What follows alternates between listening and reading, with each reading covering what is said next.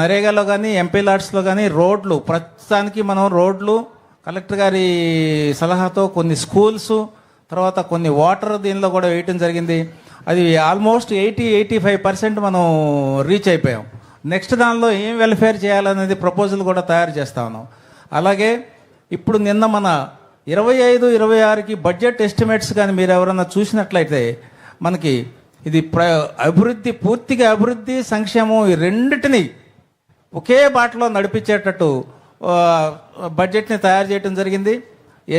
ఎస్సీస్ కానీ, ఎస్టీస్ కానీ, బీసీస్ కానీ, వ్యవసాయం కానీ, ఉమెన్ కానీ అందరికీ అలొకేషన్స్ బాగా వచ్చినాయి.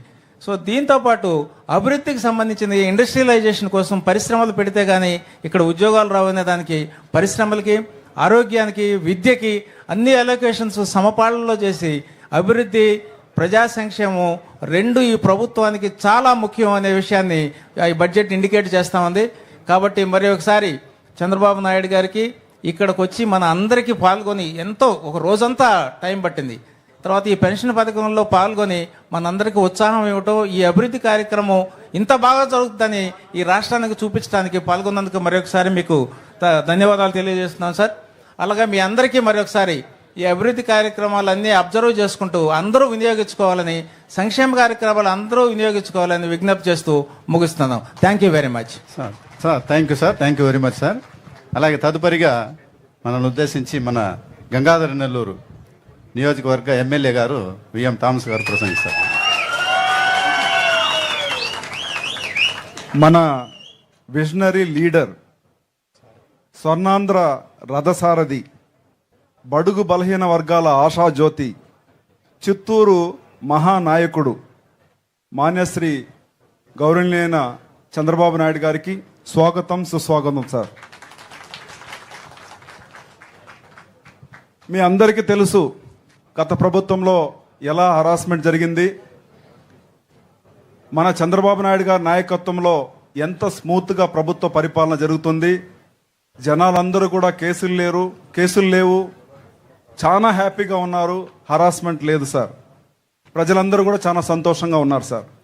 అదేవిధంగా చూసారంటే పెన్షన్ 4000 రూపీస్ 1వ తేదీ, ఎగ్జాక్ట్లీ 1వ తేదీ, సమ్ టైమ్స్ హాలిడే అయితే ఒకరోజు ముందే కూడా ఇస్తున్నారు. ఇది మన దేశంలో ఏ రాష్ట్రంలో కూడా జరగలేదు. మన సీఎం గారి ఆధ్వర్యంలో ఇలాంటి గొప్ప కార్యక్రమాలు మన రాష్ట్రంలో జరగడం మన అందరికి కూడా గర్వకారణం. అదేవిధంగా చూసారంటే జీడి నెలల్లో టోటల్ పెన్షన్దారులు 42,725 మంది ఉన్నారు. అందులో మనకు సీఎం గారు ఇచ్చేది 18 కోట్లు ఎవ్రీ మంత్. ఇది నిజంగా 18 కోట్లు ఎవ్రీ మంత్ ఇస్తున్నారు మన జీడి నెల్లూరు నియోజకవర్గానికి.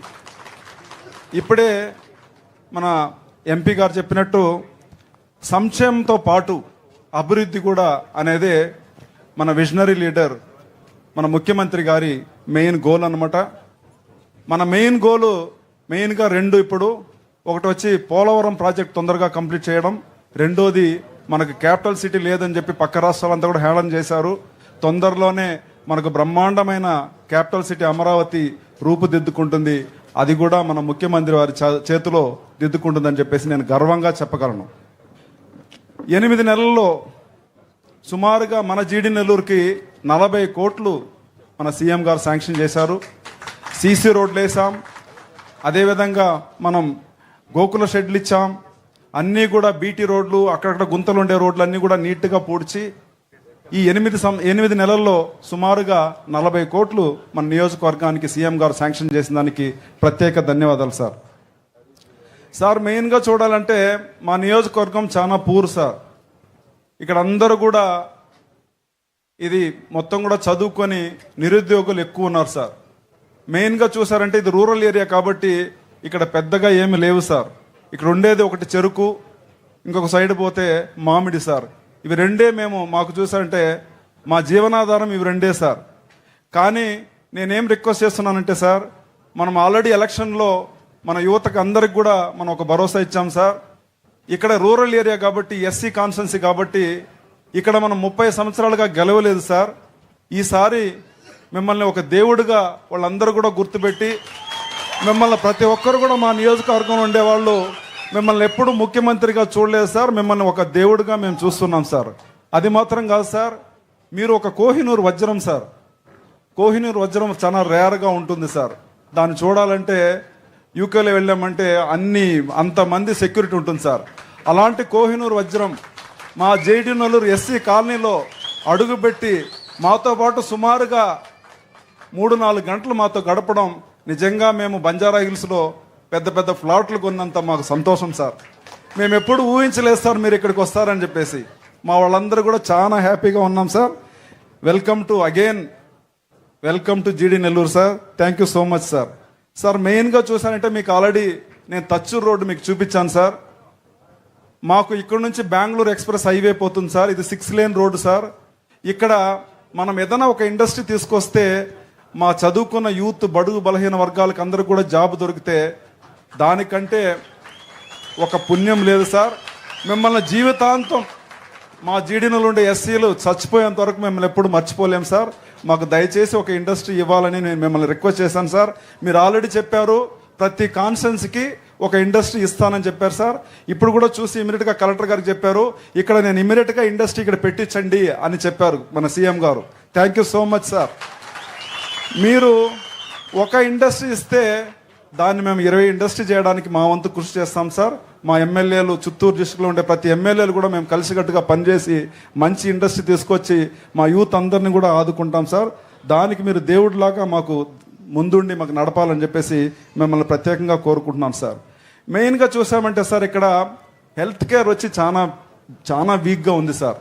ఇక్కడ ఎవరికైనా ఏదైనా ఇబ్బంది అయితే, యాక్సిడెంట్ అయితే ఇక్కడ నుంచి సిఎంసి వేలూరుకు వెళ్ళాలి సార్. పోయేదోవలోనే మొత్తం మంది చచ్చిపోతారు సార్. ఇక్కడ 90% డెత్ వచ్చి ఆన్ ది వేలోనే, స్పాట్లోనే చచ్చిపోతారు సార్. మాకు దయచేసి ఒక 100 పడకల హాస్పిటల్ మీరు శాంక్షన్ చేసి ఇవ్వాలని చెప్పేసి మిమ్మల్ని రిక్వెస్ట్ చేస్తున్నాం సార్. ఎందుకంటే గత ప్రభుత్వంలో నారాయణ స్వామి నమ్ముకొని మా వాళ్ళంతా చాకరీ పని చేశారు సార్. నారాయణ స్వామికి ఓటేశారు సార్. ఆయన ఏమి చేయలేదు సార్. అదేవిధంగా మిమ్మల్ని ఒక ఆశాజ్యోతిగా నమ్ముకొని ఈ 30 సంవత్సరాలు గెలవని కాన్స్టిట్యున్సీని ఈసారి మంచి మెజార్టీలో గెలిపించారు సార్. మీరు మాకు దయచేసి ఇక్కడ ఒక 100 పడకల హాస్పిటల్ మాకు శాంక్షన్ చేస్తే ఈ డెత్ అన్ని కూడా మనం కొద్దిగా రిడ్యూస్ చేయొచ్చు అని చెప్పేసి మిమ్మల్ని నేను రిక్వెస్ట్ చేస్తున్నాను సార్.